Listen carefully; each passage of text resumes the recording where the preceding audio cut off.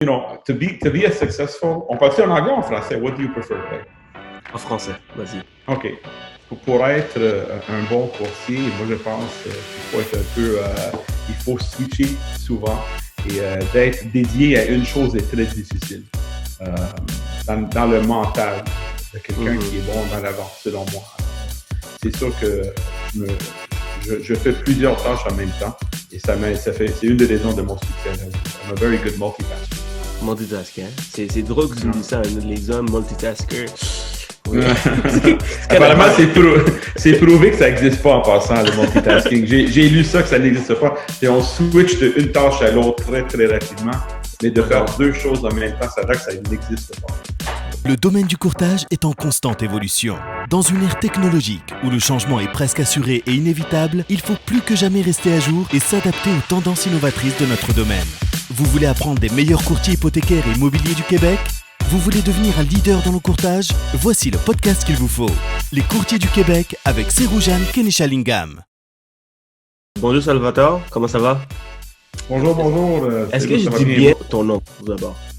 Salvatore? Salvatore, c'est en italien. Salvatore en français. Salvatore, c'est en anglais. Salvatore. Comment on t'appelle habituellement? Les gens m'appellent toujours Sal. En anglais, hey Sal, how are you? Sal. That's my nickname, c'est mon surnom. Okay. Et Salvatore, ça serait en français. Merci beaucoup pour avoir accepté mon invitation. C'est un grand plaisir de passer une entrevue avec toi. Il y a beaucoup de monde qui t'ont recommandé. Donc, je me suis dit, je vais tenter ma chance. Et je l'ai eu. Alors, merci beaucoup. Merci beaucoup. Donc, avec plaisir. Alors, pour les gens qui ne te connaissent pas, moi, je te connais, je te suis sur Instagram, sur Facebook et tout. Tu fais des vidéos, tu fais plein de choses vraiment cool. Tu es là depuis 1992 dans le courtage immobilier, un bon bout. Alors, mais pour les gens qui ne connaissent pas, puis j'aimerais ça que tu te présentes, s'il vous plaît. Oui, surtout, ça me fait plaisir. Alors, pour ceux qui ne me connaissent pas, je suis Salvatore Orfeo, courtier avec Remax.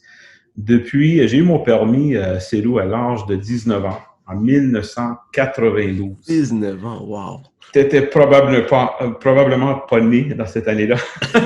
Mais c'est là que j'ai commencé. Presque après l'école secondaire, je me suis lancé en immobilier. J'ai fait d'autres choses. Dans ma vie, je suis entrepreneur à la base, selon moi.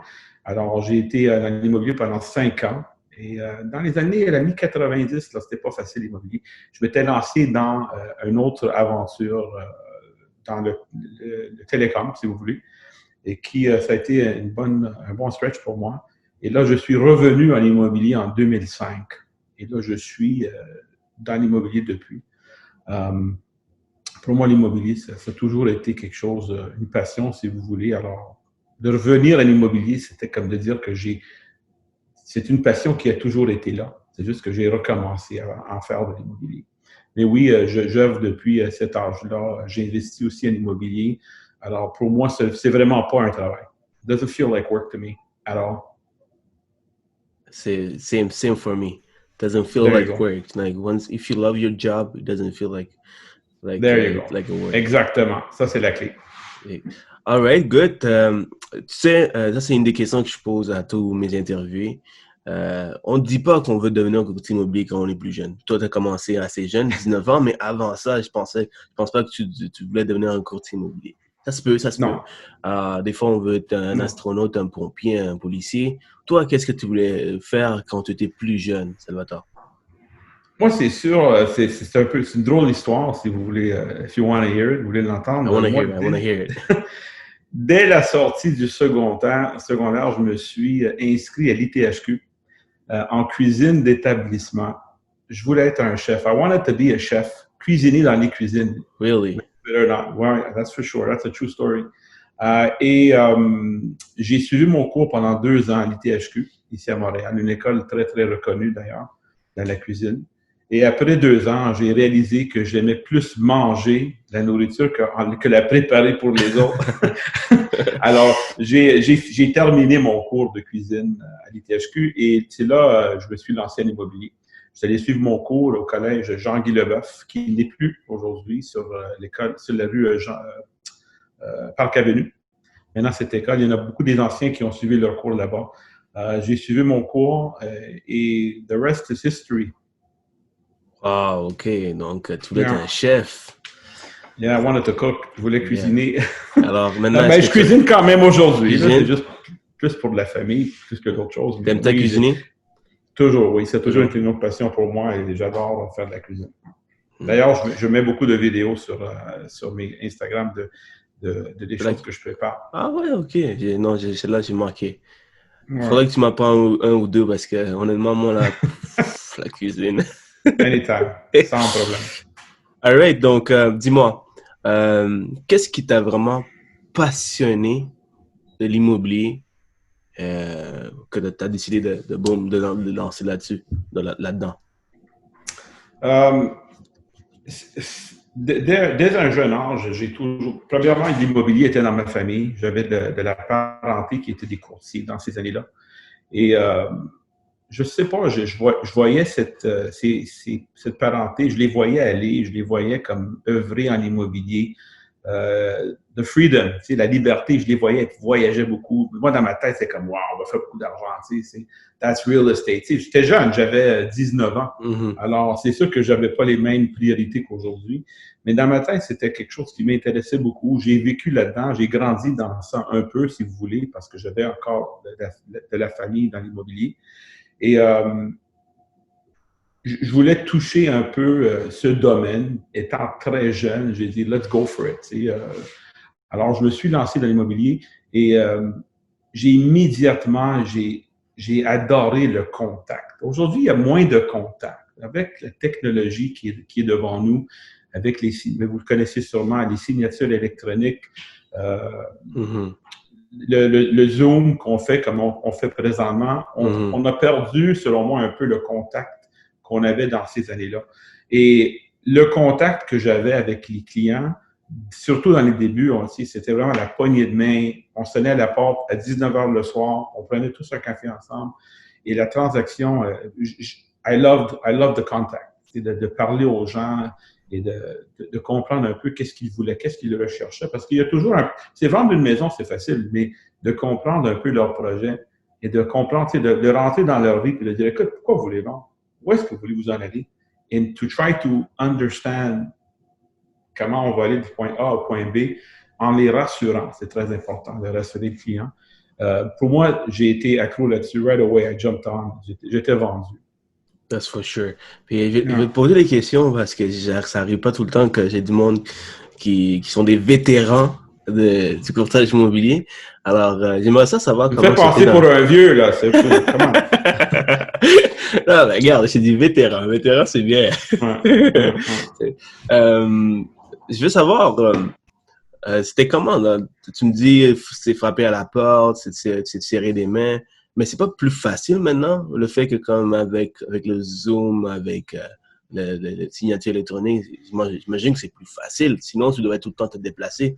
Mais est-ce que, moi, c'est comme ça que je trouve, donc pour toi, comment tu sens tout le changement qui a eu lieu, autre que le moins de contact? Ça, c'est une excellente question en passant. Oui, c'est plus facile aujourd'hui au point de vue de contacter le client, de conclure une transaction, de remplir les documents. Mais le fait d'être en présence d'un client dans leur cuisine et de leur parler à vive voix, en anglais, on dit « you build a rapport ». Il y a un lien de confiance qui se crée et ce lien de confiance est difficilement atteignable sur une caméra. Au téléphone, c'est pas la même chose. Avant, imagine, c'est là où on se déplaçait, on prenait un rendez-vous pour aller chez le client, pour exemple, exclure un item de l'offre d'achat. Exemple, le client changeait d'idée, il voulait enlever la piscine et le lave-vaisselle. Il fallait aller chez le client, céduler un rendez-vous, aller chez lui pour juste faire une petite modification. Aujourd'hui, on ne fait plus ça, là. On appelle le client durant son heure de dîner, on lui envoie le document par signature électronique, puis c'est fait. Mais je pense que je vais toujours aimer rencontrer les clients en personne, c'est sûr. C'est une des choses qui me manque le plus avec le confinement qu'on vit actuellement. C'est qu'est-ce qui me manque le plus, c'est d'être en contact. je me vois pas être en train de travailler de chez moi à la longue en immobilier. Et ceux qui vous disent qu'ils aiment ça, ben c'est pas des passionnés de l'immobilier. L'immobilier, c'est le contact. It's human contact. On touche, on parle aux gens. Des fois, les clients, ils pleurent. Souvent, ils sourient. Il y a toutes sortes d'émotions. Puis c'est une caméra, là. Comment? C'est sûr. Puis si on s'en va comme ça, à un moment donné, un robot peut nous remplacer comme un système comme Airbnb, Uber, puis t'amènes. C'est quoi la valeur ajoutée que t'amènes si... Mais c'est où ça existe déjà? Ça existe des agences, pas des agences, mais des plateformes de publication qui vous permettent de vendre par vous-même. De les pancartes rouges et noires à vendre à les pancartes vertes. L'idée de faire ça par soi-même, où c'est facile, ça a toujours existé. Mais il faut regarder où la majorité des clients se tournent, et c'est vers les courtiers. Il y a plus que, je n'ai pas la stat devant moi, là, mais il y a plus que 90% des transactions qui se font, qui finissent par être faites par un courtier. En quelque part, la personne a besoin d'accompagnement. Le average Joe a besoin du soutien, de la confiance, a besoin de toutes les qualités qu'un courtier peut apporter à la transaction. Ça c'est toujours mon opinion à moi. Je ne dis pas que c'est impossible de vendre par soi-même, mais on est-tu vraiment sûr de faire une bonne job et de bien penser à tous les angles. À force d'en vendre des maisons, imagine. Parlant de moins de contact, qu'est-ce que tu fais maintenant, peut-être avec le confinement ou avec la nouvelle technologie? Qu'est-ce que tu fais de différent pour avoir ce contact avec les clients? Excellente question. Je fais beaucoup de Zoom avec des collègues pour savoir qu'est-ce que les autres font. Une chose sur moi, c'est que j'ai toujours été quelqu'un qui aime partager. D'ailleurs, c'est pourquoi j'ai accepté de faire cette entrevue. Je suis toujours la personne de ressources. Non, ça me fait plaisir. Je suis la personne de ressources au bureau, que les gens viennent me voir pour me poser des questions. Et je suis la dernière personne à refuser de partager. Je partage avec tout le monde. Alors, qu'est-ce que je fais actuellement en confinement? Parce que même si je contacte des clients, pour exemple, vouloir vendre leur propriété, on ne peut pas rentrer en contact avec eux. Il y a des guidelines à suivre. Alors, moi, je contacte mes anciens clients juste pour savoir comment ils font, qu'est-ce qu'ils font à la maison, est-ce qu'ils sont corrects, est-ce qu'il y a quelque chose que moi, je pourrais faire pour eux pour les aider. Je suis allé faire une commande d'épicerie pour une cliente qui n'était pas capable d'y aller à cause de sa santé. Juste en la téléphonant, elle m'a dit « Colin, il me faut quelques items, ça te tenterait-tu d'y aller? » Puis j'ai fait ça avec plaisir pour l'aider. Alors, j'essaie de rester en contact d'une façon de fidéliser le client, de le rassurer que tout va aller bien. Le slogan avec l'arc-en-ciel, mais en quelque part, c'est vrai. Là. Si on reste en contact, puis je ne suis pas le seul, il y a mes collègues qui font la même chose. On rassure les gens, on les appelle juste pour garder le contact. Mm-hmm. Puis, tu dis que tu t'appelles tes anciens clients et tout. Est-ce que tu as toujours fait ça, appeler les anciens clients pour fidéliser? Parce que tu dois avoir sûrement vraiment un gros database. Tu pratiques le domaine depuis longtemps. Alors, comment tu gères la prospection avec tes anciens clients, appeler ces clients? Est-ce que tu donnes une heure dans une journée, dans une semaine, ou il y a d'autres personnes qui le font pour toi? Bonne question. On peut parler longtemps sur la prospection. La prospection, c'est la base de l'immobilier, selon moi. C'est un sujet qui a toujours existé. C'est le sujet le plus commun avec les nouveaux qui viennent nous demander des questions aux anciens. Comment tu fais la prospection? Comment tu fais pour aller chercher tes listings? Moi, l'idée d'appeler les anciens clients, elle est excellente. D'être capable de le faire d'une base quotidienne, hebdomadaire, mensuelle, c'est très difficile. Surtout, vous l'avez eu, là, c'est avec la base de clients. C'est difficile de rejoindre tout le monde.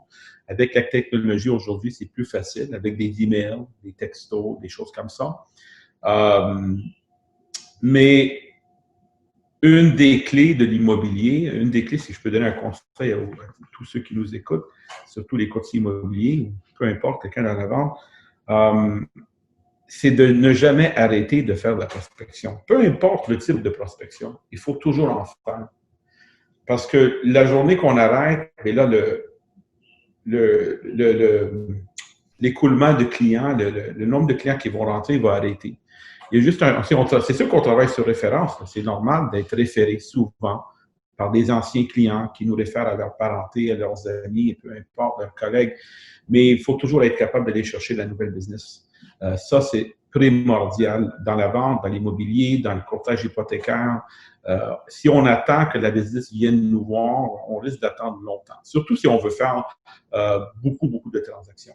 Alors, oui, il faut faire de la prospection. La nouvelle business, elle est beaucoup plus coûteuse que faire la prospection avec tes anciens clients. Ça coûte rien du tout, hein, autre que ton temps. Alors, si tu as une grosse base de données, c'est la meilleure façon une des meilleures façons de se développer, de prospecter pour aller chercher la nouvelle clientèle. Oui, ben c'est ça. Tous les gourous de l'immobilier le disent, la clé, c'est de prospecter les anciens clients parce qu'eux te connaissent déjà, ils ont transigé avec toi et ils vont peut-être vous référer. Il y en a qui font la meilleure chose, c'est faire un mix des deux. D'appeler les anciens clients, d'appeler les nouveaux clients, d'appeler un peu, de se mettre un peu partout pour attirer la nouvelle business, l'ancienne business et tout ça fait grandir. C'est ce que tu fais, n'est-ce pas? Oui, exactement. Parfait. Moi, je fais beaucoup de la nouvelle prospection à des nouveaux, si vous voulez, et je fais de l'ancienne prospection sur des anciens clients. Dis-moi, Salvatore, depuis 1992, tu réussis bien. Arrête de le répéter, c'est où? Je t'agace, c'est bon. Depuis longtemps, tu es dans le courtage et tu réussis bien. C'est difficile pour un courtier immobilier de rentrer dans ce domaine et de rester le plus longtemps possible parce que c'est un domaine qui est très difficile. Toi, tu le fais bien d'année en année avec plusieurs dizaines de transactions par année. C'est quoi ton secret? C'est une question assez large. Mon Dieu. C'est une bonne question. Premièrement, il n'y a pas de secret. Il faut vraiment, il y en a qui disent ça, il faut être passionné. Mais c'est la vérité, il faut être passionné de ce qu'on fait. Parce que si moi, je compterais les heures dans la journée que je travaille en immobilier, it wouldn't be fun for me. Je ne serais pas content. Alors, je ne compte pas les heures, je suis très passionné, c'est la vérité. J'adore l'immobilier. Souvent, je peux rentrer tard en soirée, puis je ne me sens pas comme j'ai une grosse journée. Non, moi, c'est comme wow, j'ai vendu une maison, j'ai inscrit une propriété. Cette famille m'a confié leur projet de déménagement qui est souvent c'est souvent la plus grosse transaction dans la vie de quelqu'un, de vendre ou acheter une maison. C'est rare que des gens tapent ça, là. Alors, le secret, d'être dédié, OK, dedicated, il faut être passionné. Il faut, pour moi, un des secrets qui m'a beaucoup aidé, c'est de traiter ce travail comme une job. Alors, pour ceux qui me connaissent, je suis au bureau tous les matins avec mon épouse qui travaille dans le bureau avec moi. On est ensemble. Je suis au bureau tous les matins à 9 h. Et on est là jusqu'à la fin de la journée. Là, on rentre à la maison, on fait notre vie de famille, on a nos enfants, le souper, et souvent, je quitte en soirée pour aller revoir des clients. Mais ça, c'est comme une pendule. It's like clockwork. Je suis pas le type de personne qui, si j'ai pas de rendez-vous, je travaille pas. Je suis peut-être à la maison en train de faire n'importe quoi, faire du Netflix. Non. Moi, c'est comme, je me lève et je vais au bureau. Et si c'est un conseil que je peux donner aux nouveaux, à tout le monde, c'est treat it like a job. Si vous auriez un patron qui vous demandait d'être là à 9 h parce qu'il devait vous payer à la semaine, bien, vous serez là à 9 h le matin. Alors, vous devez être votre patron pour être, selon moi, au bureau, au moins être productif dans votre bureau à la maison. Aujourd'hui, le télétravail, c'est encore plus fort, mais il faut être en mode travail le plus souvent possible. Ça, c'est un conseil. L'autre conseil qui est de l'or, c'est vraiment « this is gold », « golden nugget ». C'est comme, je le répète pas assez souvent, mais the money is in the follow-up. Alors, c'est bien beau de faire de la prospection, d'appeler des anciens clients ou d'appeler peu importe, mais souvent les gens se trompent, c'est dans le suivi, c'est qu'ils n'en font pas. Il faut faire un suivi. c'est prouvé statistiquement parlant qu'il faut contacter quelqu'un au moins 4, 5, 6 fois avant qu'il vous confie un contrat de vente ou peu importe qu'ils veulent transiger avec vous.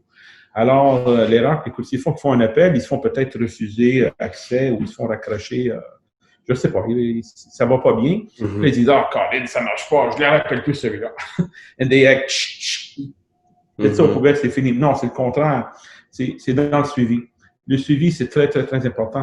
Et là, le client va s'en apercevoir. Il va te dire, hey, Colin, tu m'as appelé, toi, dernièrement. Il me semble que j'ai vu ta pancarte ou j'ai vu tes annonces et ton nom va résonner et tu vas finir par convaincre ce client de au moins te donner l'opportunité de te rencontrer en personne. Et c'est là, il faut que tu aies du flair avec le client, mais le suivi, c'est le conseil, c'est peut-être le meilleur conseil que je peux donner à quelqu'un. C'est de toujours être dans le suivi.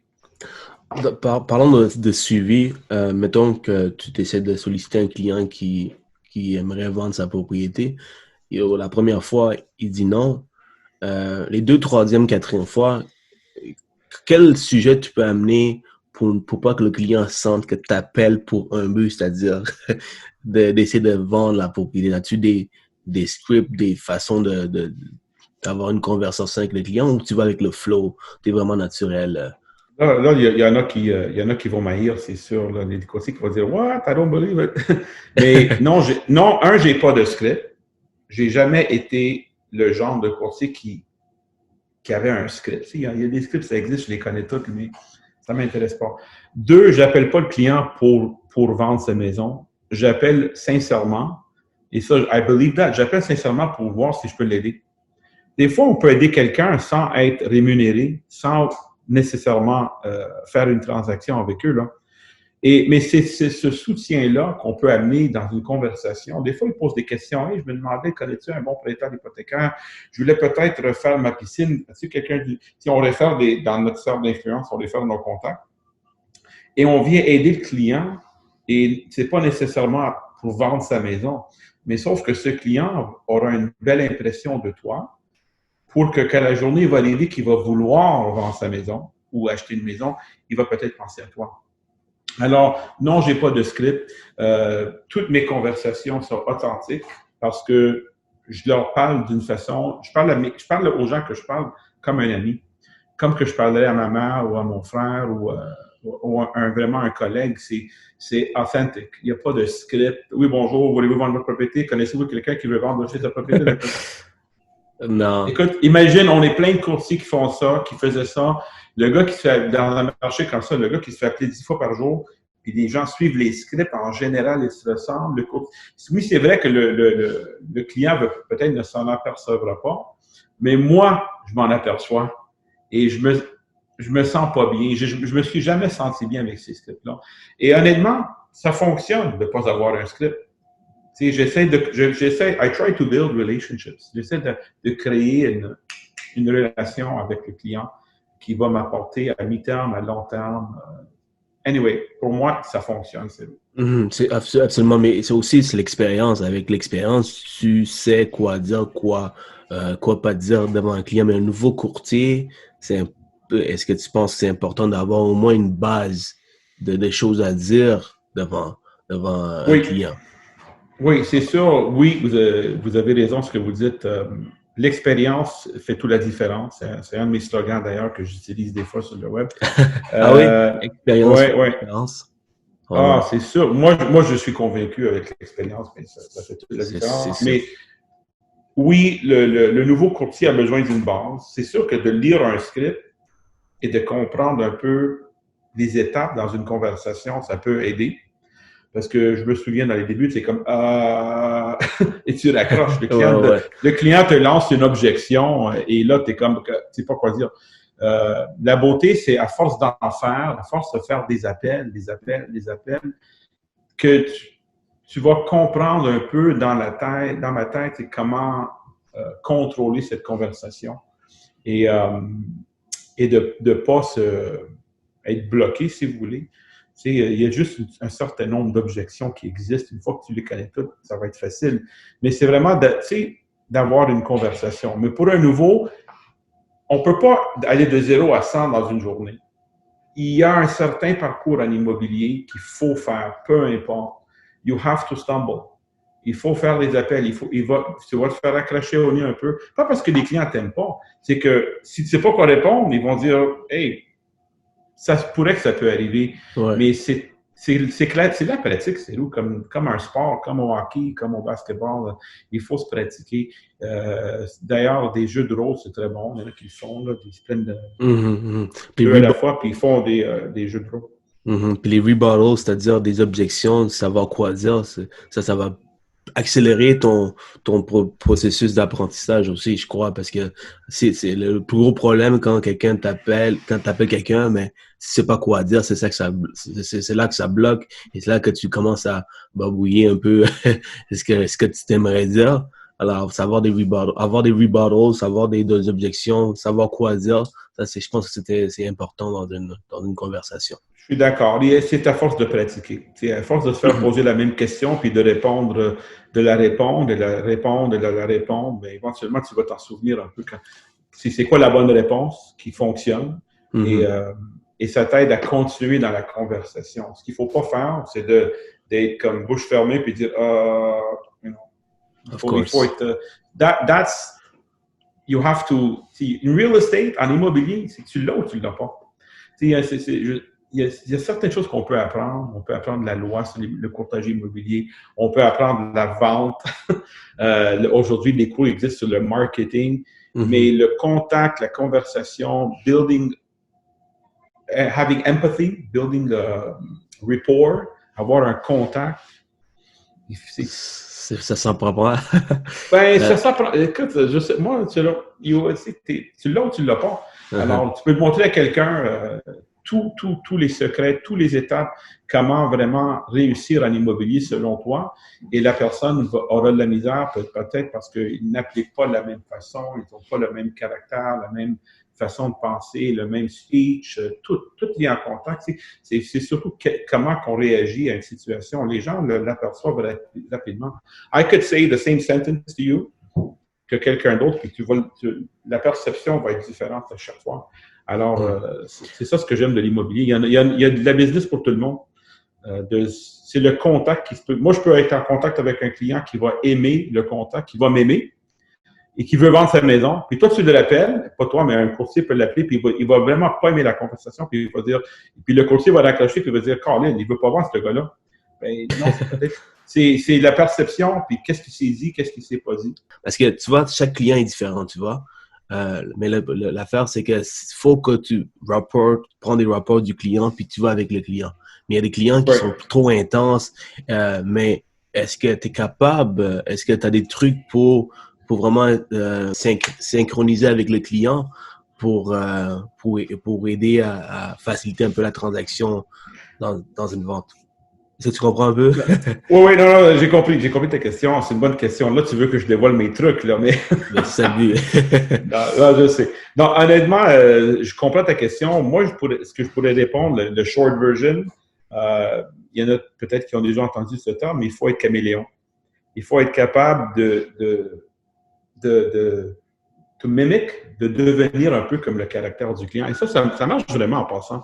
Peut-être qu'il va dire « Wow, I don't believe it », mais c'est vrai. Alors, si le client est agressif, il faut être agressif avec lui. Si le client mais c'est vrai, parce que lui, la personne il va dire « Colin, il est comme moi, ce gars-là ». Puis là, il se sent connecté. Si le client est très soft, il faut être soft. Il faut pas... moi, je ne suis pas un courtier à pression, alors je ne mets jamais de la pression à personne. Les gens qui veulent transiger avec moi, c'est parce qu'ils décident de transiger avec moi. C'est d'ailleurs, c'est une des raisons pourquoi ça fonctionne un peu... mon approche, c'est que je ne suis pas un courtier à pression. Pressure. Mais oui, il faut être capable, écouter. Tu sais, surpris, c'est où combien de personnes n'écoutent pas le client. Ils sont juste là, puis ils attendent qu'il arrête de parler pour lancer quelque chose. Si on écoute et on prend le temps d'écouter les besoins du client, puis vraiment de comprendre pourquoi il veut vendre. Des fois, là, c'est un divorce. C'est pas facile. Il y a beaucoup d'émotions dans la pièce, puis les larmes, puis les enfants qui écoutent, c'est stressant. Il faut être capable to relate to that, il faut être capable d'amener un côté humain et de rassurer les gens que tout va bien aller. Des fois, c'est un projet, ils quittent le pays, mais il faut vraiment s'adapter à ces gens-là puis d'essayer de venir à leur niveau, peu importe quel niveau qu'ils sont. You have to be like them. Chameleon, tu sais, ça existe. C'est quelque chose qui existe. S'adapter aux clients, puis ça c'est quelque chose qui m'a vraiment aidé beaucoup, de s'adapter aux clients. Si le client, il est soft, puis il est calme, puis c'est un ingénieur, il est analytique, puis c'est un gars de chiffres, puis là, tu rentres dans la maison, t'es comme « Hey, high five, bro! Comment c'est ça, là? » Le gars, il est comme « Il capote! Il veut juste que tu quittes. » Mais si un client comme ça, exemple, il veut voir des chiffres, des statistiques, il veut comprendre le marché, les parts de marché, qui a vendu, combien de maisons, quel prix, quel pourcent. Là, il va se dire « Ah, les chiffres, j'adore ça. » Ça, c'est des choses de la vente. Là. Je suis sûr que tu as déjà vu ça quelque part. Mais c'est de la base de comprendre le client et de s'adapter au client. Tu vas savoir en écoutant. Tu sauras pas quel genre de personnalité il est si tu ne laisses jamais parler. Si t'as tout compris. Tu commences pas à looping, avoir des rapports du client. Exact, tout compris. J'adore cette question. Ça permet de comprendre un peu comment tu fais les choses et ça aide les gens qui nous écoutent à vraiment savoir tes trucs. Pour que moi, mon but de tout ça, c'est qu'ils écoutent l'entrevue, ils appliquent une ou deux choses dans leur business pour aider leur business. C'est ça mon but. OK?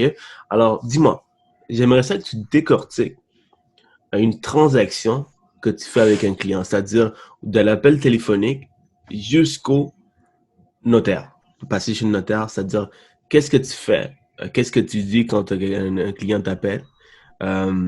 Jusqu'à la visite, si c'est un achat ou c'est une vente, jusqu'à passer chez le notaire. Alors, peux-tu nous en parler plus? On a-tu comme 24 heures? Non, essaie de mettre ça très simple, là, mais au moins les éléments importants, peut-être nous apprendre. Oui, bien sans problème. Alors oui, tout commence par le premier contact avec le client, qui peut être soit un appel de prospection où je peux rentrer en contact avec quelqu'un qui finalement finit par me recevoir chez eux, ou des fois, c'est aussi des clients qui me contactent de m'avoir déjà vu ou qui me connaissent. Ceux qui me connaissent savent que je travaille dans un secteur ferme, alors je suis quand même assez connu dans un secteur spécifique de Montréal. Une fois qu'on a le premier contact, ça amène un rendez-vous en personne, dont l'évaluation, si vous voulez. Je visite avec le client, je rencontre le client, on a notre contact, notre conversation, je visite la propriété, je leur explique mes services, qu'est-ce que je peux faire pour eux, comment je peux promouvoir la propriété, qu'est-ce que ça vaut premièrement. Les gens veulent tous savoir combien ça vaut, combien qu'elle vaut ma propriété.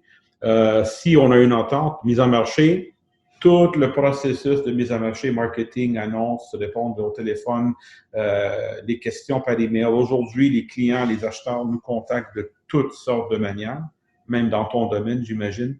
On reçoit regarde, toi, tu m'as contacté par téléphone ou Instagram, je pense, mais aujourd'hui, avant, c'était le téléphone.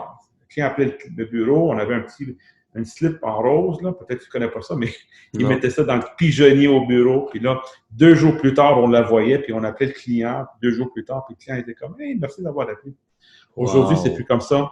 Aujourd'hui, tu n'appelles pas le client en 20 minutes, c'est comme « Il appelle quelqu'un d'autre. Ouais. » Ça, c'est vraiment une des choses qui a changé beaucoup. C'est la rapidité du marché. Everything is fast, fast, fast. That's for sure. It's a little sad qu'on est rendu à cette rapidité-là, mais c'est ça, évoluer avec le marché. Sinon, il faut s'adapter, évoluer. Si on ne fait pas ça, si on n'évolue pas et on ne s'adapte pas aux nouvelles tendances du marché, bien, we get left behind. On est en arrière. Dépendamment des conditions de marché, une propriété peut se vendre rapidement, on peut prendre des mois à vendre.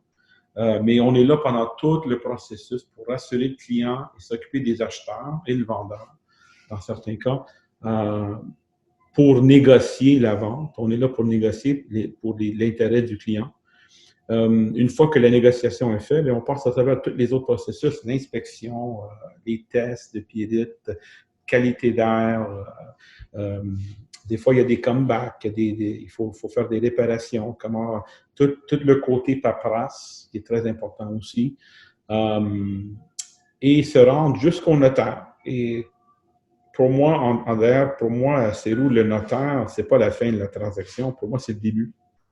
Parce que there's no end to that. T'sais, le client, c'est mon client.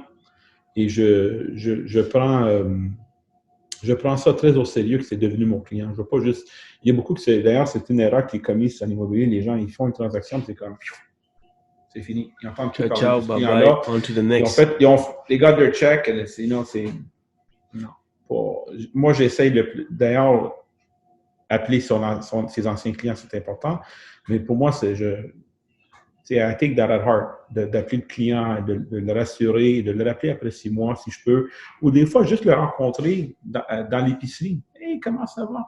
C'est de garder ce contact avec le client. Moi, si je peux parler pour moi-même, la plupart de mes clients sont à un certain niveau, deviennent mes amis. C'est amis, là. Et il y en a un certain groupe qui sont vraiment devenus des bons amis. C'est juste mon caractère. Amazing. C'est la façon que it's the way I work with people. I really... Tu sais, les gens m'adorent. Qu'est-ce que tu veux que je te dise? You bond with people. That's yeah, really cool. Bonding is everything. Bonding is everything. Souvent, peut-être avec toi, c'est la même chose. Je ne sais pas avec tes clients, mais dans une entrevue ou un meeting de 2 heures, peut-être on peut parler d'immobilier pendant une demi-heure. Puis tout le reste, c'est everything else. On parle de la vie, des enfants, de la famille, des vacances, des moments difficiles. On parle de toutes sortes de choses. Ah, j'ai un frère qui est malade, je suis parti en croisière. Puis ça, c'est you build a rapport. Puis je le fais pas par exprès en passant. C'est juste... That's the way you are. That's the way it is. Quand toi, tu rencontres un de tes anciens amis, « Hey, how are you? Comment ça va? Ah, moi, je me suis marié. T'as-tu des enfants? » Puis là, tu te dis, « Wow, c'est comme... » Tu sais, t'es mon ancien ami du secondaire, puis je me sens comme qu'on a toujours été amis depuis longtemps, puis on s'est jamais lâché. C'est un peu ça, les contacts avec les clients. À force de s'intéresser à eux et vice-versa, il y a un contact qui se fait, il y a un lien de confiance qui est créé, puis tout le reste, là, butter. Tout le reste, c'est pas important. Le client dit, OK, en passant de la maison, quel prix qu'on fait, Salvatore? I trust you. Let's do it. Moi, c'est ces transactions-là que j'adore. Parce que je sais que la confiance, elle est là. Et il n'y a pas tous les courtiers sont pareils. Il y en a qui c'est plus clean cut business. Il n'y a pas de côté Mais ça, c'est ta façon. C'est ta façon. Yeah. Je comprends. Puis, tantôt, tu as mentionné 2 choses que j'aimerais ça revenir. C'est-à-dire, tu travailles dans un quartier spécifiquement. Est-ce que c'est une bonne chose de travailler comme concentré sur un quartier seulement et ne pas éparpiller un peu partout? C'est une bonne chose ou c'est juste une façon d'avoir commencé à travailler? Bonne question. Oui, c'est une excellente chose à faire de travailler un secteur ferme. J'ai appris ça la première journée en sortant de l'école Jean-Guy Leboeuf, et pour moi, c'est toujours vrai. On peut avoir 50 pancartes éparpillées à travers la province, puis personne ne nous connaît. Et on peut avoir 50 pancartes dans le même territoire et que tout le monde va nous connaître. That's for sure. OK, alors, de travailler un secteur ferme, c'est de se faire connaître et on veut être reconnu. Les gens, quand ils se promènent en auto, ils vont dire « Oh, wow! On voit une pancarte de Salvatore, une autre de Salvatore. » Encore lui. Alors, encore lui. Well, that goes a long way. Ça travaille vraiment dans notre faveur. De travailler un secteur ferme aussi au point de vue de temps, c'est facile parce qu'on est toujours dans le même secteur. On peut faire plusieurs visites en même temps, on peut aller à plusieurs rendez-vous en même temps. Versus si on travaille toute la province, ben on peut aller à Laval et là, on ne peut pas aller, exemple, à, je sais pas, l'Épiphanie dans le même soir. Et les gens ne vont pas se connaître. Une des choses, pourquoi, selon moi, avoir un secteur ferme est efficace, c'est qu'on devient un peu l'expert du secteur. Tu sais, quand tu t'assois avec un client et tu connais le marché, ça, c'est important. Write this down. Il faut connaître le marché. Tu sais, quand tu dis au client, le client dit « Hey, il y a une maison qui s'est vendue sur telle rue. » Puis toi, tu es comme « I know that house. 350 000. Wow. Je connais le vendeur. D'ailleurs, ces gens-là ont racheté en Ontario. Et puis là, tu dis, le client te demande, y a-t-il des écoles? Oui, il y en a 5. Il y a une piscine, 2 bibliothèques, 5 écoles, 10 garderies, tu as l'autobus. Quand les gens remarquent que tu connais bien ton secteur, encore, l'expérience fait de la différence. Les gens vont dire, wow, c'est parce qu'il faut rassurer l'acheteur. Si l'acheteur, tu dis, Salvatore, y a-t-il un autobus qui sera au métro? Puis toi, t'es comme, non. Je peux m'informer, I could find out. C'est-tu un bon secteur, Salvatore? Si la réponse est toujours oui, là, il y a quelque chose qui ne va pas. C'est connaître ton quartier au bout du doigt. Des fois, les clients veulent d'être vraiment transparents dans les conseils qu'on donne. Quand un client te demande une question, il faut être honnête. Il faut pas se mettre en avant du client.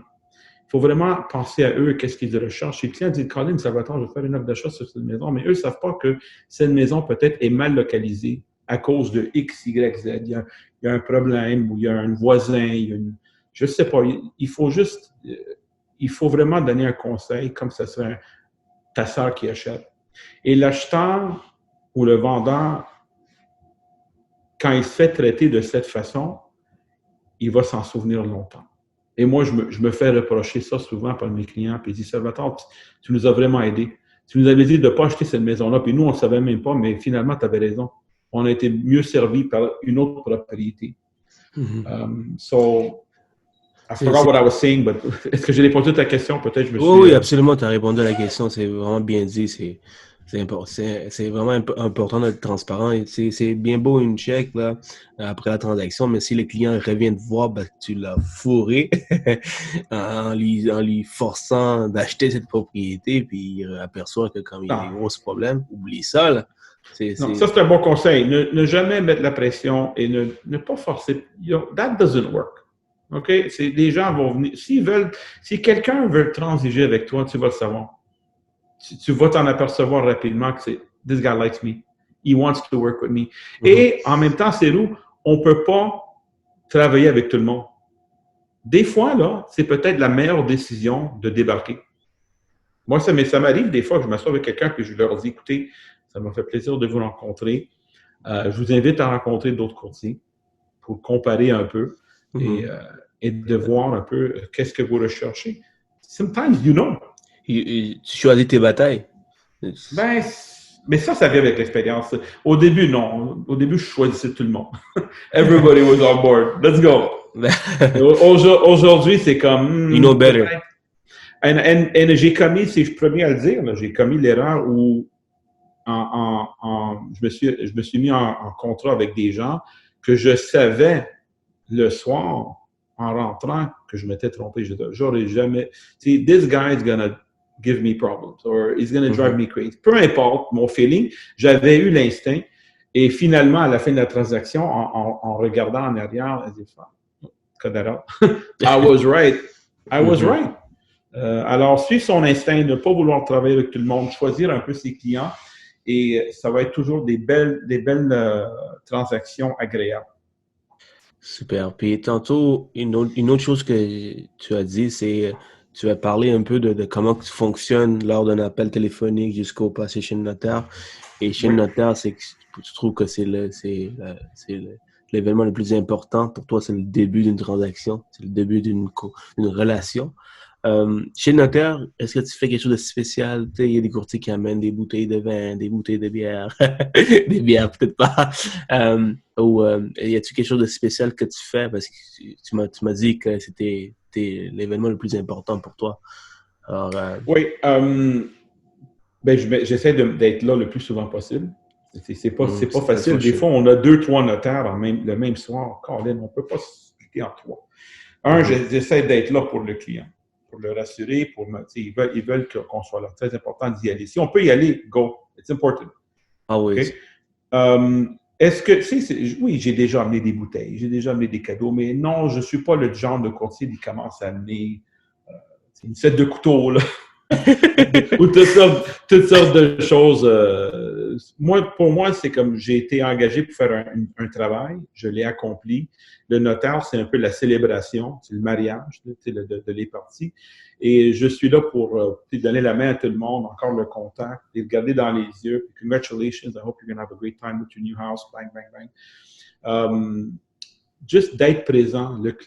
You don't need all that. Tu peux juste simplement être présent. But it's okay if you do it. Si tu amènes une bouteille, premièrement, c'est peut-être moi, mais j'ai déjà amené des bouteilles, exemple.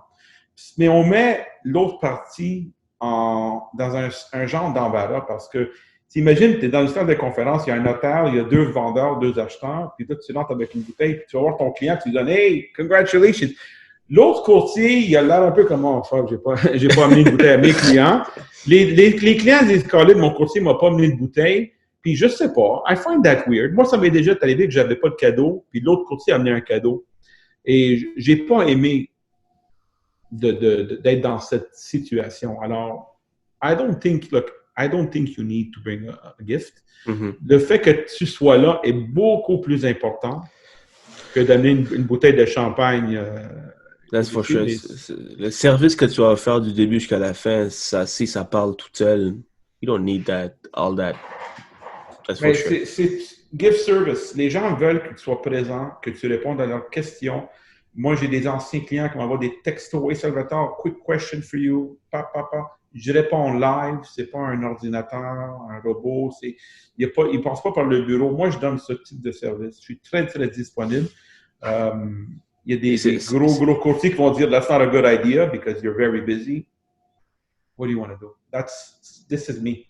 Mm-hmm. I like to be in contact. » Mes anciens clients qui écoutent ça, peut-être ils vont dire « Oui, c'est vrai, mais I'm very much in touch with my clients and I like to be there for them. » C'est une des choses que j'ai remarqué avec toi, c'est que quand j'étais là, depuis qu'on a commencé à parler pour ce projet, c'est que je t'envoie un texto, je t'envoie sur IG, tu prends la peine de liker, tu prends la peine de répondre. Mais il y a des courtiers qui à ton niveau, ça prend du temps, tu vois, ou c'est ils engagent quelqu'un pour qu'il réponde à leur place. C'est soit tu réponds, soit quelqu'un d'autre qui répond. Si tu fais pas ni un ni l'autre, là, il y a un problème. Parce que, comme tu as dit, c'est un fast market. Everything is fast. Ils vont respond. Il y a beaucoup de modèles d'affaires. Il n'y en a pas juste un, il y en a tellement de modèles. Il y a des équipes, il y a des courtiers seuls, il y a des courtiers seuls avec des adjointes, il y a toutes sortes de modèles. Il y en a qui se cachent vraiment derrière le rideau. C'est correct. That's fine. There's nothing wrong with that. En tant que le client ici, en quoi il s'embarque. Il connaît, il comprend que c'est ce type de courtier que j'engage, c'est correct. Moi, c'est le contraire. I'm more in your face. Le client m'engage, c'est moi qui va voir la plupart du temps. Il va connaître les membres de mon équipe rapidement, c'est mes adjoints. Mais pour moi, regarde, il y a plusieurs formules, il faut juste trouver celle qui fonctionne pour toi. That's it. Tu ne réinventes pas la roue, il y a plusieurs formules qui fonctionnent encore. Il suffit de trouver la bonne formule pour toi. All right, passons aux prochaines questions. Tantôt, tu as parlé au début de la conversation des conseils. J'aimerais ça que tu répètes peut-être, si ça ne dérange pas. La question est la suivante. 3 meilleurs conseils que tu donnerais à un nouveau courtier qui commence le domaine ou un ancien courtier également qui aimerait ça, améliorer son service. Bon, alors, 3 bons conseils pour des nouveaux, même des anciens, peu importe. C'est de développer des bonnes habitudes.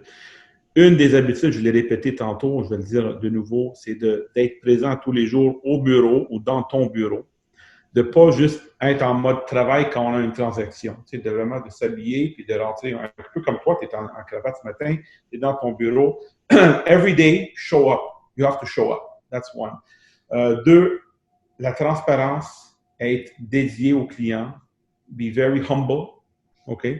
Dans tes conversations, d'être vraiment genuine, d'être authentique avec le client va le remarquer. 2, de faire, si on veut vraiment réussir, c'est un numbers game. C'est des chiffres, là.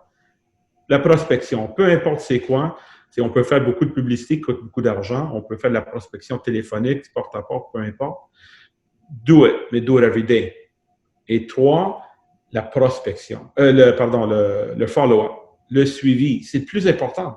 Si on a le client devant nous, mais il n'est pas prêt, puis on oublie de le suivre, de le rappeler, ça sert à quoi? Alors, trouvez-vous un système qui fonctionne pour faire le suivi, parce qu'aujourd'hui, je me souviens dans mes débuts, on avait des morceaux de papier. Avec broché dans l'agenda. C'est ça là.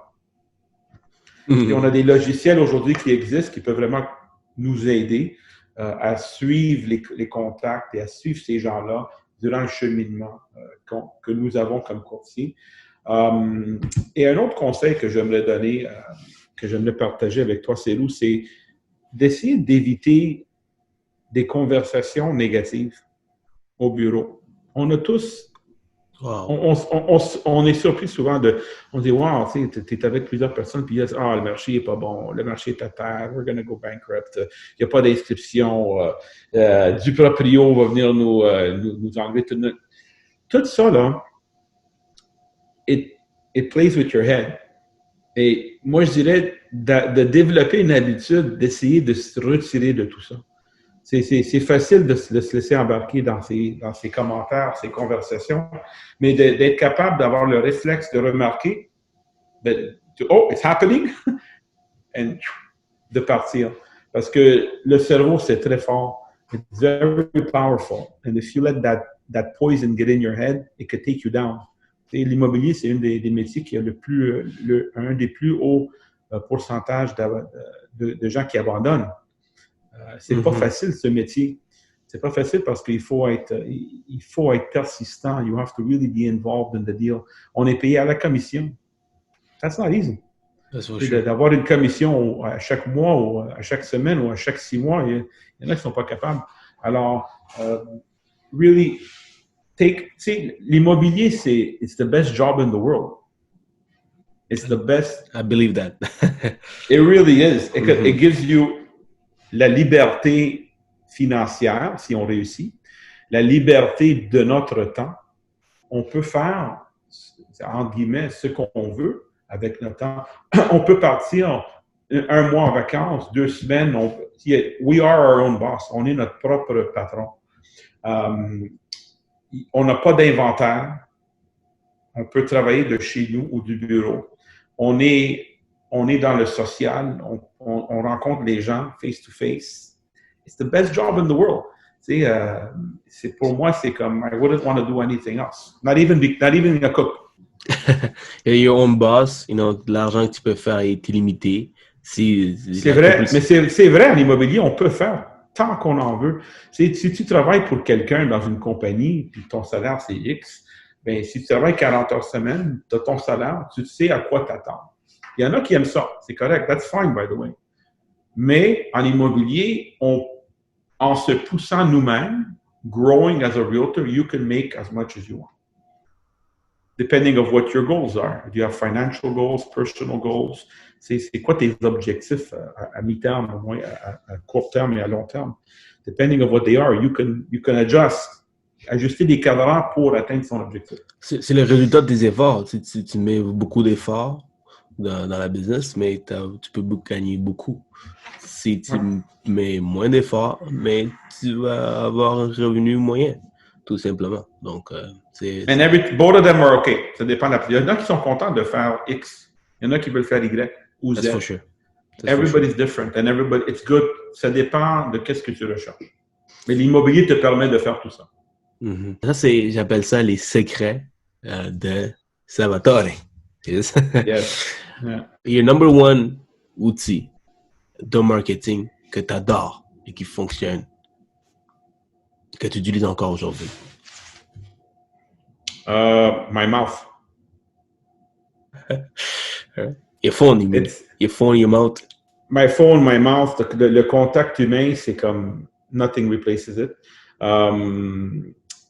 Au point de vue de marketing, j'ai fait toutes sortes de choses en marketing. Ce qui fonctionne, c'est sûr que le téléphone fonctionne, ça a toujours fonctionné. Puis ceux qui disent que c'est plus bon aujourd'hui, c'est pas vrai. I don't believe that. The reason is it works for me. Puis je connais plein de courtiers qui font des appels aujourd'hui, des grands courtiers. Ils vont peut-être pas l'avouer, là. But they make the calls. Mm-hmm. Mais à part du téléphone, qu'est-ce qui fonctionne aussi? Je dirais, c'est pas juste une chose. C'est la fréquence. Tout fonctionne si on le fait pendant assez longtemps. Alors, un flyer ne fonctionnera pas une fois. À force de l'envoyer 6 fois par année pendant 5 ans, les gens vont finir par se souvenir de toi.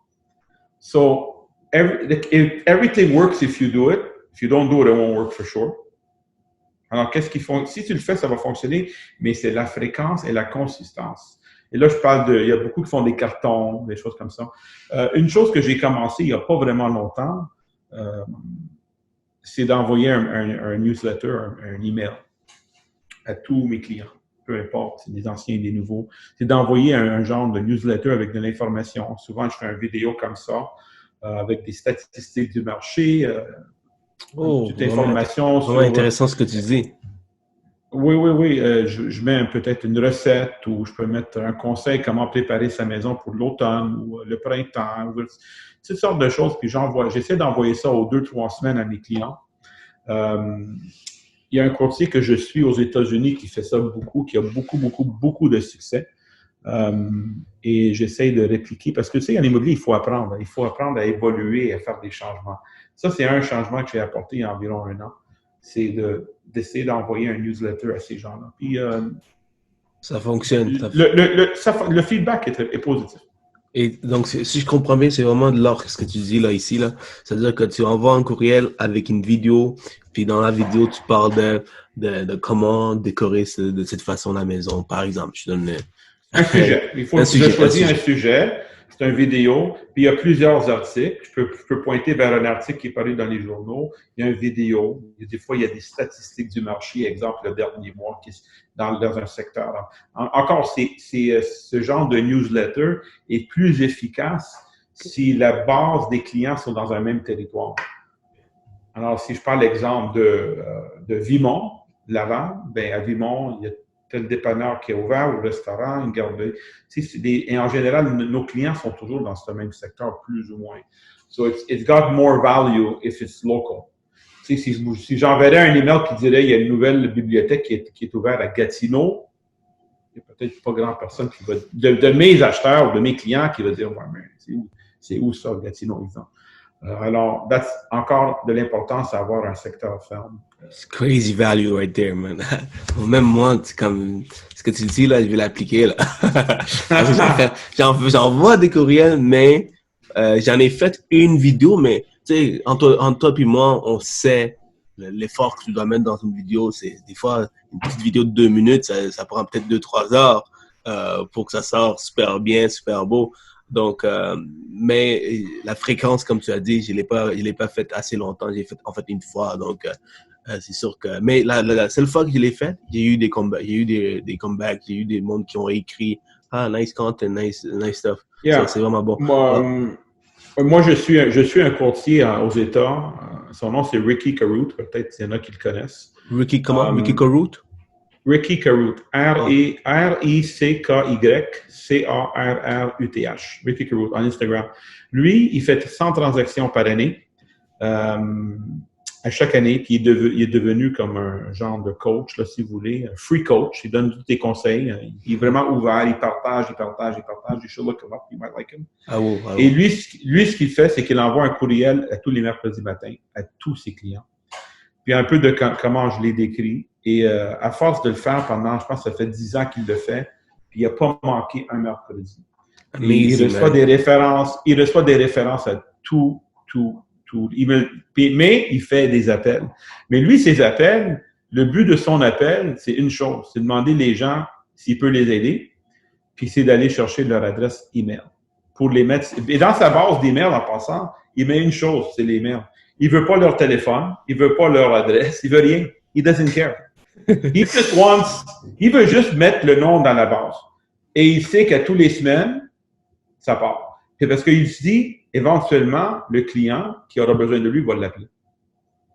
Et look him up. He's very successful. For sure. Puis rapidement, tes vidéos, combien de temps ça dure une vidéo que tu t'envoies en newsletter? J'aime pas faire des vidéos trop longs parce que je pense qu'il y a des statistiques là-dessus, les gens perdent d'intérêt après quelques minutes. J'essaie de donner une minute ou deux. Excellent. J'ai aussi, tu sais, j'ai appris comment éditer des vidéos avec mon Ouh. téléphone. Le nom, puis j'aime ça, honnêtement, j'aime faire ça. J'aime jouer, couper un peu. Mais il y a aussi un aspect naturel qui vient de faire une vidéo comme ça, live, et just no editing.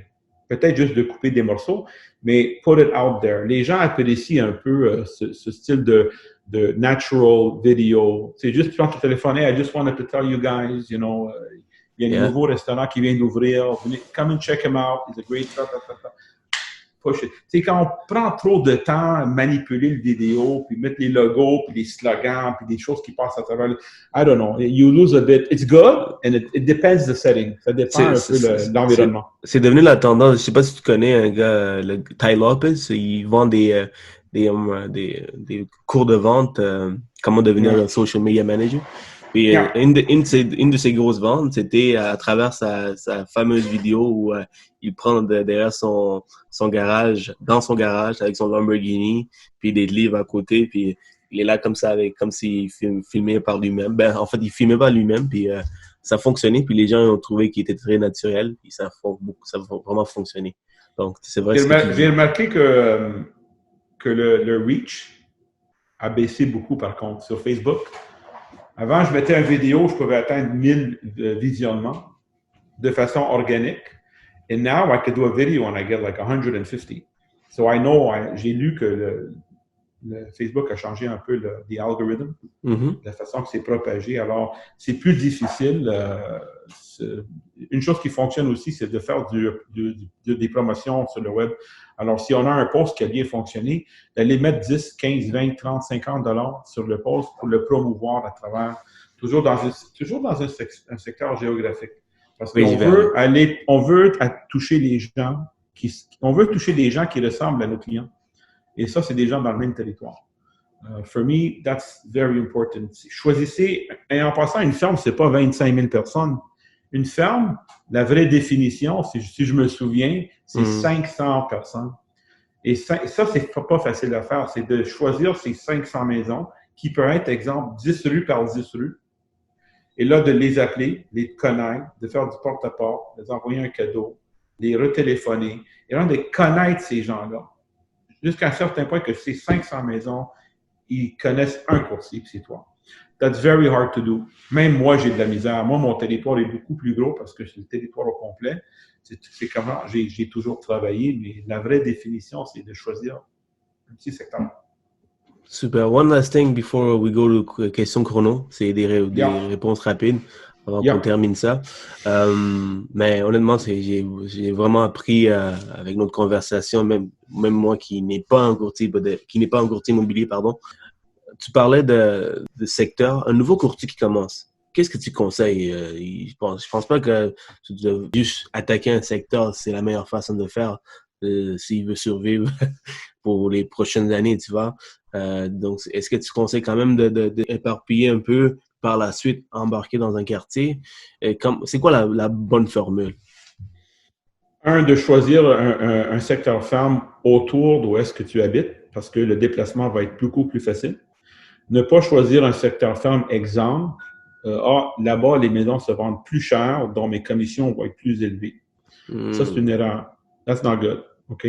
D'ailleurs, les transactions qui sont moins chères, moi, je pense sont plus faciles à vendre parce que c'est beaucoup plus monsieur, madame, tout le monde qui va venir embarquer, faire une transaction. Si on veut inscrire une maison de 4 millions de $, it's maybe un peu plus difficile à vendre. 2, choisir son secteur autour d'où est-ce qu'on habite. Alors, parce que le déplacement, les rendez-vous vont être beaucoup plus faciles et non pas choisir un secteur à 22 km de chez lui, de chez soi. I think that's key. C'est choisir un territoire. Premièrement, il y a des transactions qui se font un peu partout. Alors, si tu habites en Antique, travaille en Antique. Si tu habites dans l'Est, travaille dans l'Est. I think that's important. Excellent. Prochaine question, c'est y a-t-il une citation que tu aimes? Tu sais, souvent, je dis qu'une citation, ça dit beaucoup dans une phrase. C'est une citation que tu aimes vraiment puis tu t'appliques souvent dans ta vie? Let's do it. Let's do it. Let's do it. Et l'autre, mon By who? Salvatore Fio? Yeah, that's right. Let's do it. Et je ris avec ma conjointe. It's like one day, someday. On dit toujours un jour, on va faire ça. Someday, we're going to do this.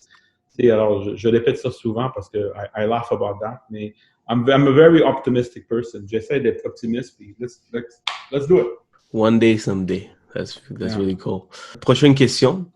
Y a-t-il une habitude que tu as pris qui t'a vraiment aidé à avoir du succès dans le courtage immobilier?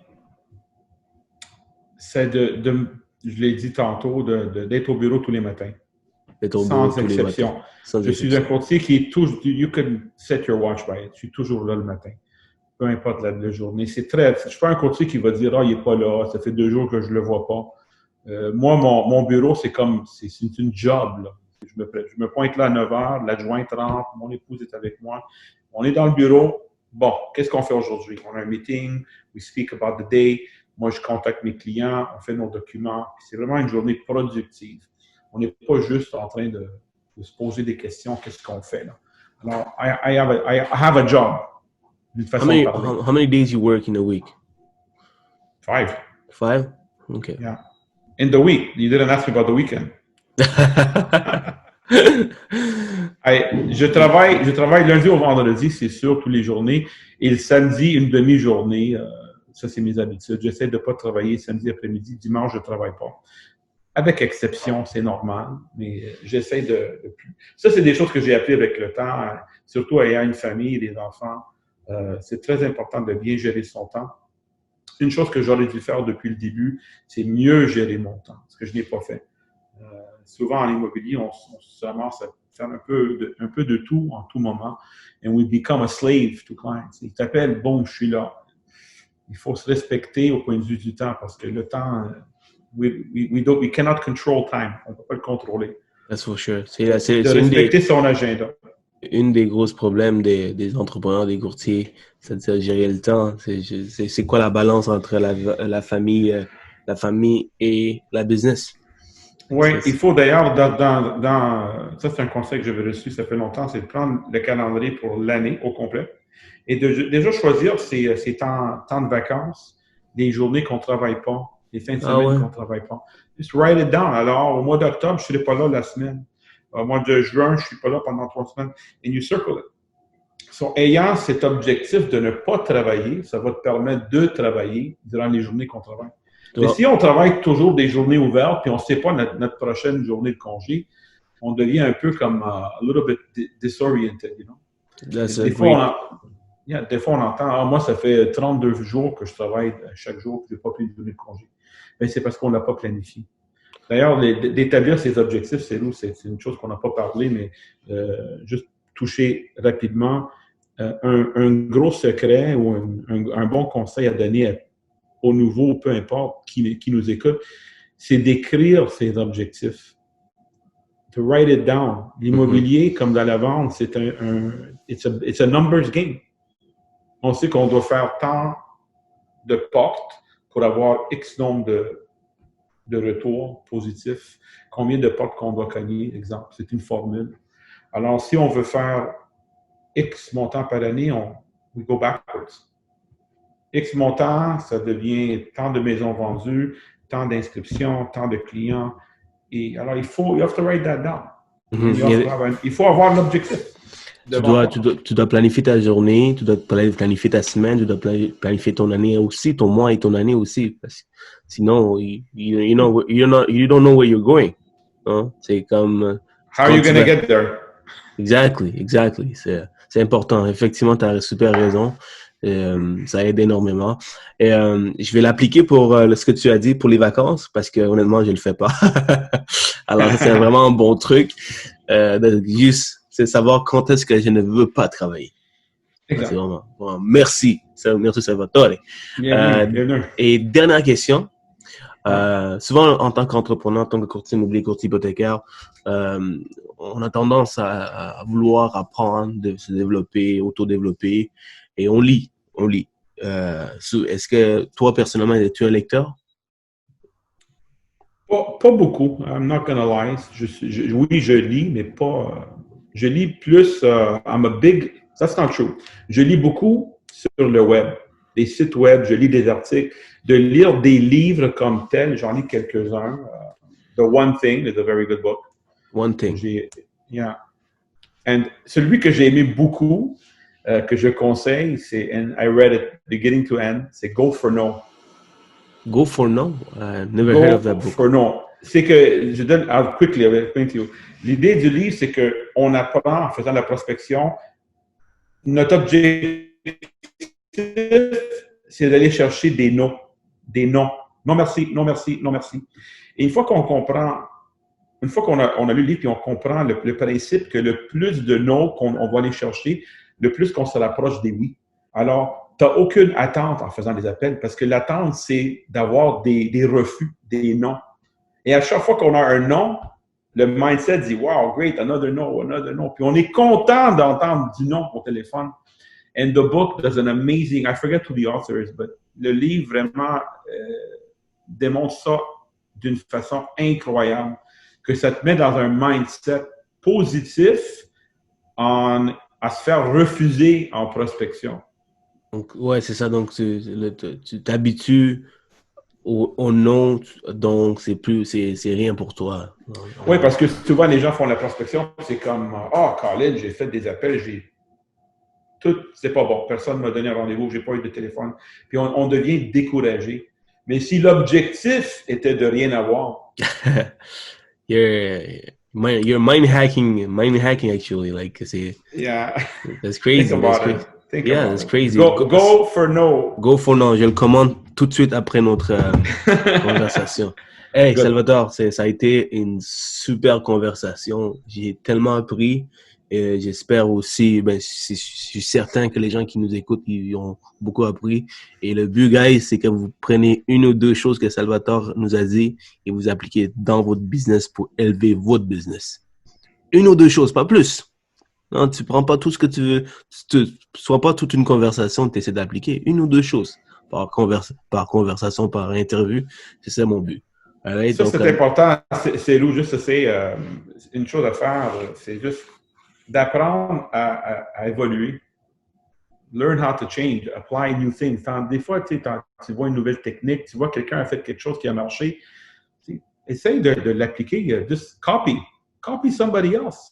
There's nothing wrong with saying, oh, that guy is doing that. Moi, exemple, je donne des citrouilles à chaque année dans la communauté.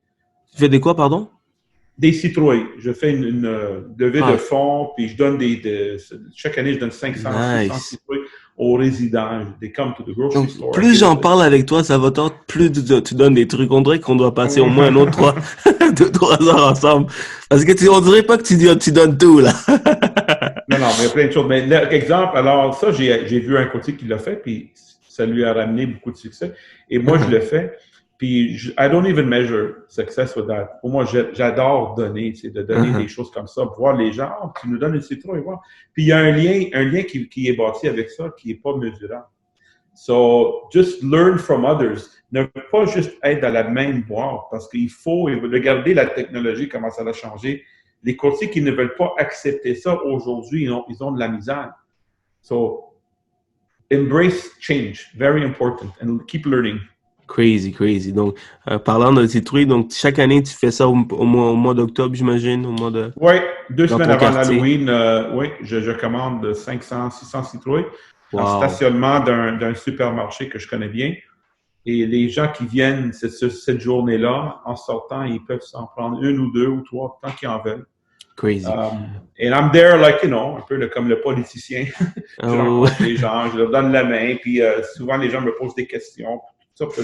Super. I love doing that. Yeah. One last thing. Tantôt, tu as mentionné copier-coller. Ça, c'est une des questions que j'ai oublié de te poser. C'est si je copie tout ce que tu as fait, toutes les habitudes que tu as prises, est-ce que j'ai la chance de réussir dans le courtage immobilier? Oui et non. I like that. Il y a l'expression... il y a l'expression you could bring a horse to water, but you can't make him drink. Et ça, c'est vrai. So, moi, je partage tout ce que j'ai dit à toi, c'est là aujourd'hui. Je partage avec plein de personnes d'une façon hebdomadaire. Et les gens ne l'appliquent pas en général. So, I can tell you everything, but if you don't do it, I can't help you. C'est pas terrible. Oui, c'est bon de savoir, OK, le suivi, le follow-up, la prospection, d'être vu, d'être présent dans son secteur. Et si les gens ne le font pas, non. S'ils le font, ils ont des bonnes chances à réussir. But il y a un certain item qui doit être dans toi, au point de vue de la vente, au point de vue d'être charismatique, d'avoir l'empathie. That you can't teach that. Il faut vraiment être, you have to be a people's person. Ton caractère doit être d'une certaine façon.